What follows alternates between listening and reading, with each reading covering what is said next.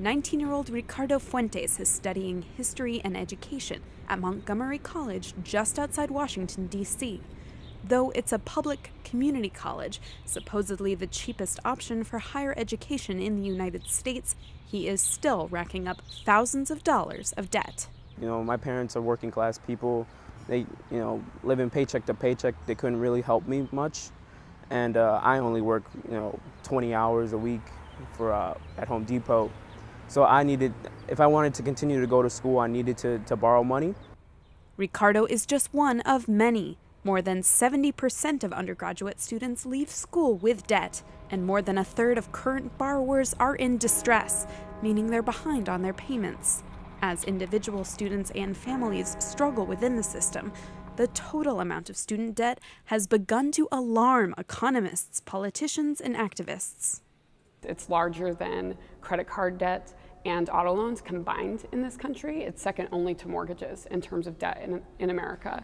And then you add to that we don't even know what sort of the real number is for student debt, because there are a lot of people that, for example, take out second mortgages on their homes to help their kids pay for college. In just one generation, college tuition in the U.S. has more than tripled. Cash-strapped states slashed their education budgets, shifting college costs onto individual students. Combined with high unemployment for recent graduates, this has disrupted a long-standing social contract in which U.S. students took on a little debt, knowing their degree would help them get a better job down the road. People were doing what they thought they were supposed to. They were investing in their future. And, there's sort of an element of shame when people are struggling with their loans. To combat this sense of shame and isolation, Thompson and other organizers have launched online campaigns encouraging students and graduates to step out of the shadows and share their stories. Despite my over 15 years of payments, that 9% interest rate has been the elephant on my back, and I still owe over $208,000.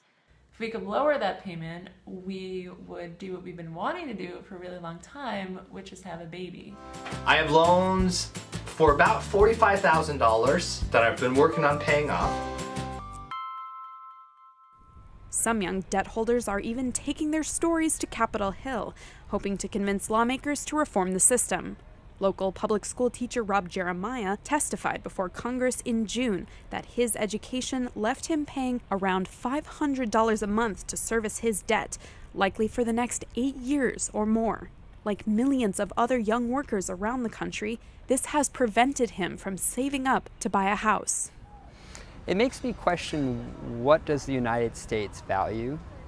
Do we value our education, our children? And the best way to show, or one way to show, is that we care about their future is to help teachers ease the debt burden so they can focus and concentrate on writing more effective lessons and creating better assessments and helping kids be more successful in life.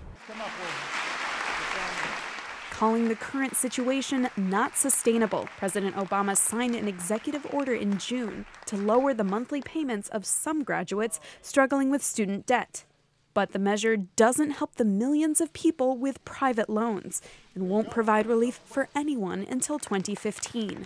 Many students like Ricardo are demanding more. First and foremost, make education free for all students, no matter their economic status.